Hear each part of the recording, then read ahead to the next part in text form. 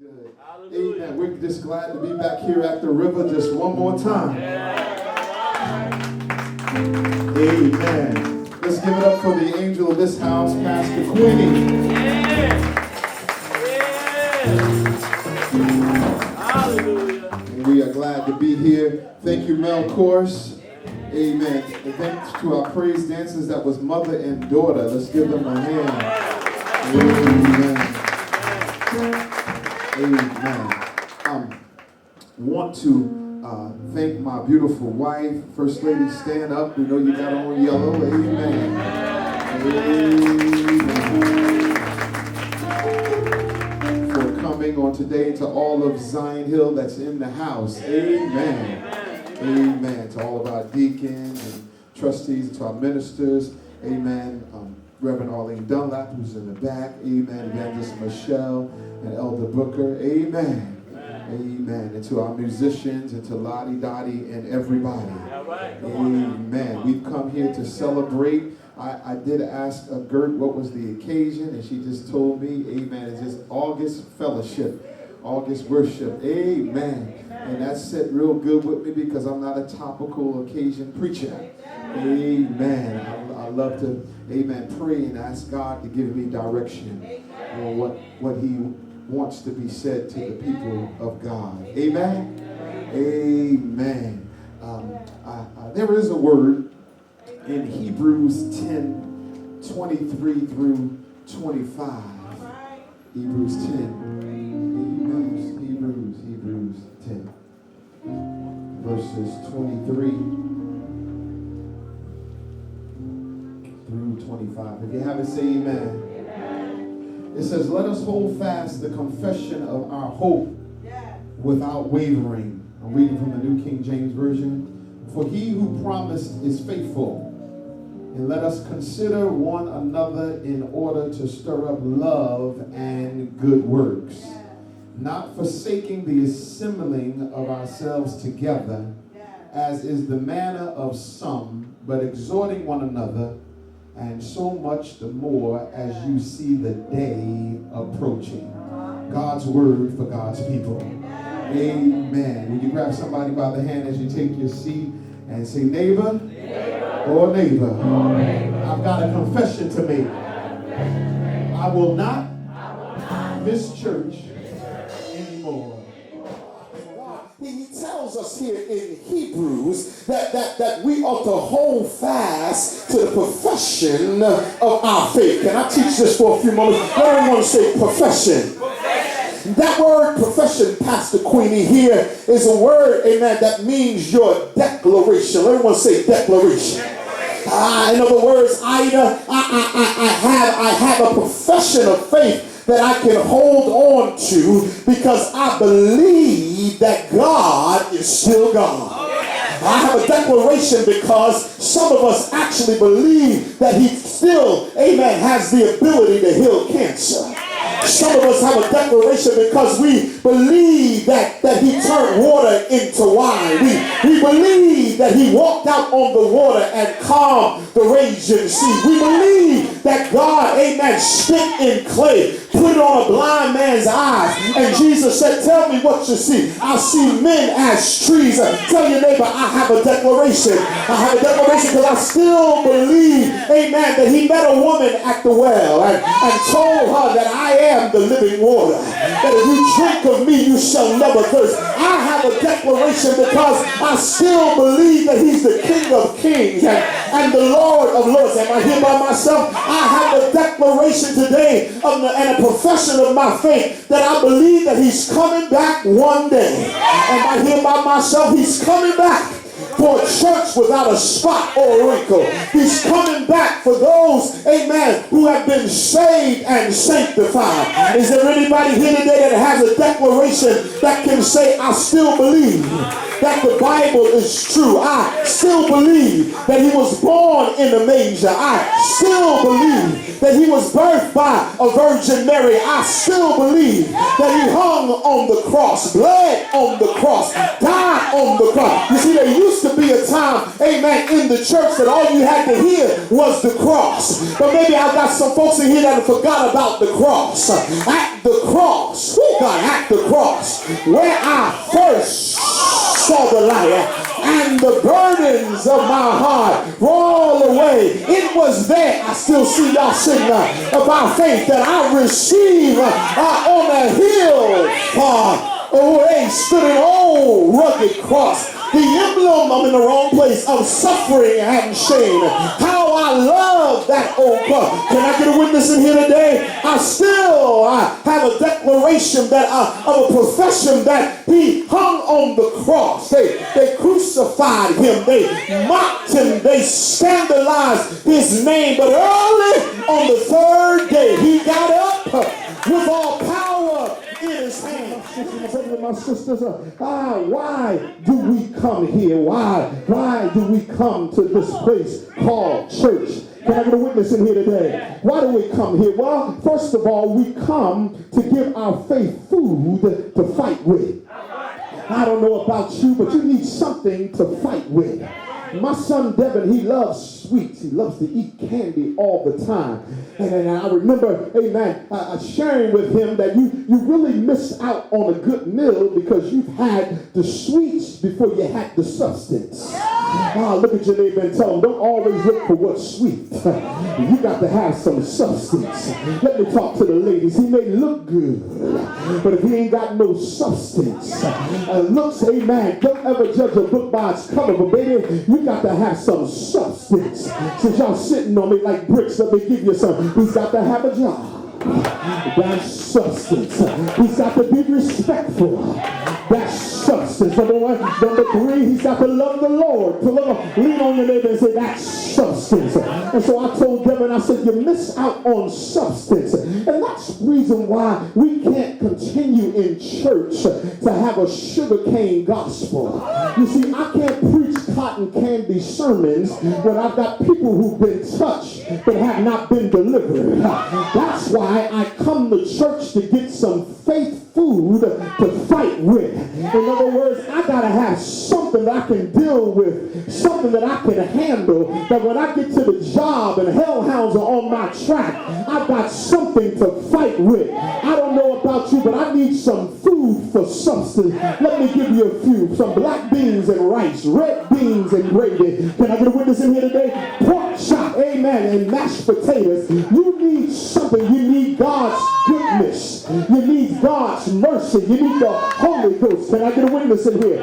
You got to have some substance. Let the church say substance. You got to be careful what you feed your spirit with. You got to be careful who you hang out with. You got to be careful who you listen to. You got to be careful who you get involved with. You got to have some substance. Let the church say substance.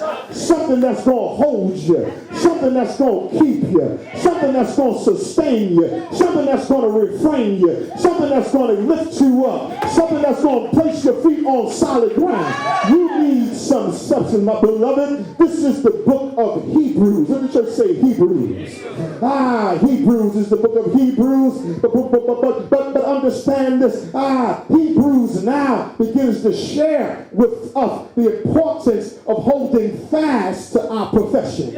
In other words, it deals with holding on to what God has promised us. But before we can shout about Hebrews, we got to understand before there was Hebrews, there was Leviticus. Help me, Holy Ghost, in this place. In Leviticus, you got laws you got to keep. But in Hebrews, you got a grace you cannot miss. Preach, Hampton, I'm trying to do the doggone thing. In Leviticus, Leviticus, amen, you died if you did wrong. But in Hebrews, you get another chance after another chance after another chance. Y'all don't know when to shout. After another chance. In Leviticus, you need a priest to get to God. But in Hebrews, you don't need a priest because you are a priest. I wonder today if you know that you are royalty when you stand one more time. In other words, lay your hand on yourself and say, by his stripes I am healed. When I can't get to Pastor Queenie, I got a God I can call on. When I can't get to Pastor Hampton and my husband is on his sick bed, I can lift up my hands and say, Father, I stretch my hands to thee. No other help. In Leviticus, if you mess up in hell, you lift your eyes in hell. But in Hebrews, the blood of the Lamb washes us clean. In Leviticus, you had to come to worship with a sacrifice, a dove, bull, a goat, a turtle dove, because you had no money. But somebody say Hebrews. Tell your neighbor, thank God for Hebrews. You don't have to come to church with a sacrifice, because on a hill far away stood an old rugged cross. Look at your neighbor and said, he died for my sins. He died for the sins of mankind. In Leviticus, there is punishment immediately for sin. But in Hebrews, tell your neighbor, Hebrews, we have a better country. We have a contract with grace, a covenant with mercy, an agreement, amen, with God's everlasting love. When God sees you, he wants things to go better. In other words here, he says, let us not be so fast to forsake the assembly of God. And my brothers and my sisters, we have to understand that many of us are coming to church out of formality instead of coming because of a necessity. Preach, Hampton, I don't know about you, but I can't wait to get to church. I can't wait, amen, to get to the place where my brothers and sisters are in Christ. I can't wait to get to church, amen, because I know when I get there, there's an anticipation that the move of God is going to change some things in my life. And what I discovered is that this new postmodern generation is always looking for something, a new revelation or a deeper meaning. Y'all hanging there with me? They're always trying to figure out how we can build and how we can make things, amen, grow quicker than they are. But one thing that I found out is that I don't need no new stuff. I just need, amen, to start working on the old stuff. Y'all ain't gonna talk to me here. Y'all don't know when to shout. You see, I don't need nothing new. I need some old stuff. I like how to treat my neighbor as God treats me. Y'all ain't talking to me here today. Like how to forgive, amen, when folks have done you wrong. Tell your neighbor old stuff. Like how to pay my tithes, because it's a covenant agreement between me, y'all quiet, and God. Tell your neighbor, I don't need a new postmodern generation theory. I need some old stuff. Why do we come? Well, we come to feed our souls. We come to feed food to our faith. But we also come to be reminded. Tell your neighbor, I need a reminder. I need a reminder that God died for me. I need a reminder, amen, that through Jesus Christ, salvation was granted unto me. I need a reminder, amen, that if I lean on Jesus, he won't let me fall. I need to be reminded, amen, that it was God that brought me from a mighty long way. I need to be reminded that the job that I had, I didn't get it because of my educational academia, but I need to be reminded that they that wait on the Lord shall renew their strength. Tell your neighbor, I need to be reminded that even though I go through trouble, Job said, though he slay me, yet will I trust. Tell your neighbor, you need a reminder, amen, that you ought to lift up your eyes unto the hills from which cometh your help. All of your help comes from the Lord. When I come to church, I'm reminded that faith in God allows me to see the invisible. Faith in God allows me to accomplish what is incredible. Faith in God allows me to do what's unbelievable. Faith in God will make you see demonic figures before they are formed. Faith in God will show you who's on your side.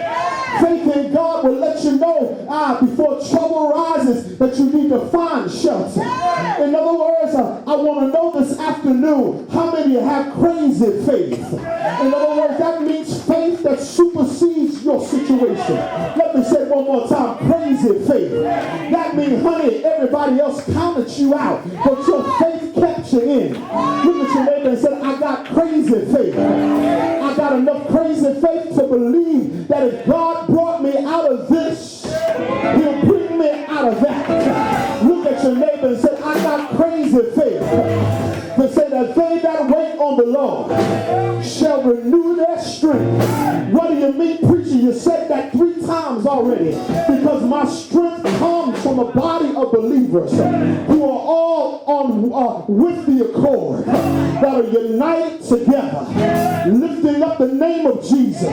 Do me one favor, grab that sleeping neighbor by the hand and say, neighbor, you can't give me strength if you sleep right now, but I need somebody that's got some wake up strength. When you lift up their hand and say, neighbor, do you have faith to reach the mountain?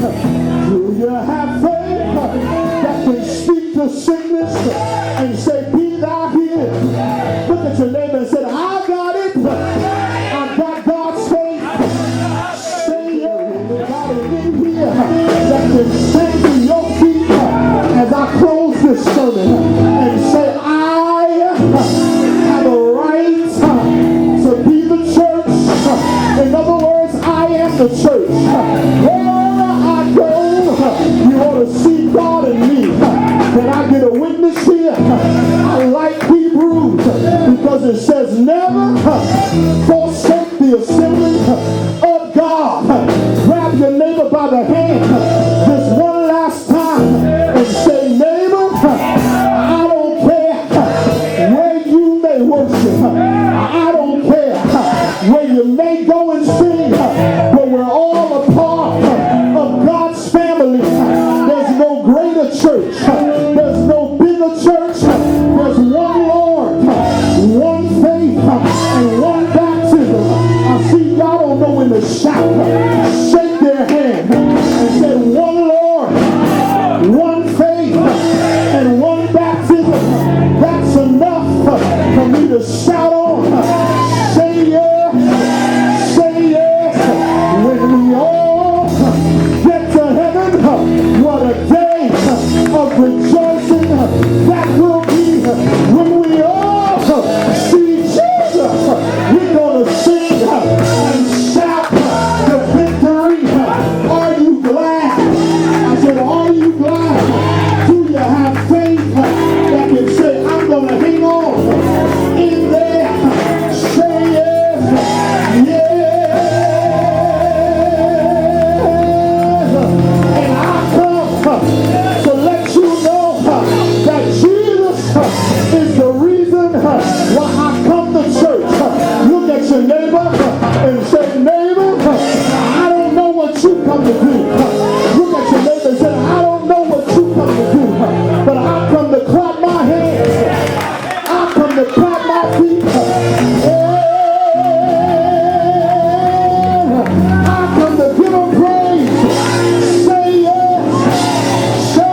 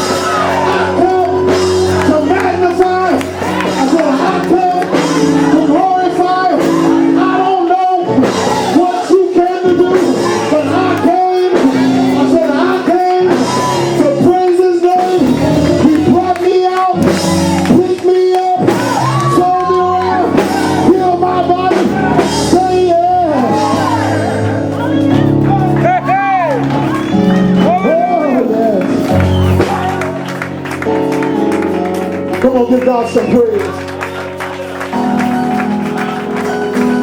Come on, come on. Come on, give him some praise. Come on, come on, come on. Come on.